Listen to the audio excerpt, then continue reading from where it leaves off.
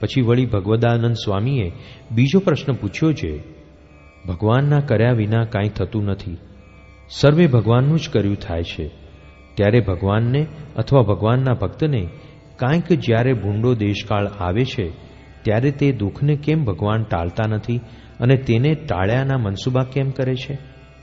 પછી શ્રીજી મહારાજ બોલ્યા છે, એ તો જ્યારે ભગવાન મનુષ્ય દેહ ધારણ કરે છે ત્યારે ભગવાનની એવી રીત જ છે જે મનુષ્યની પેઠે સર્વે વ્યવહાર કરે પણ અલૌકિક સામર્થ્યને પ્રગટ કરે નહીં. એવી રીતે સર્વશાસ્ત્રમાં ભગવાનના ચરિત્ર કયા છે. તેથી જ્યારે ભગવાન કંઈક નવા ચરિત્ર કરે ત્યારે સંશય કરજો, પણ જ્યાં સુધી પૂર્વે અવતાર થયા છે તેના જેવા ચરિત્ર કરે ત્યાં સુધી તો સંશય કરવો નહીં.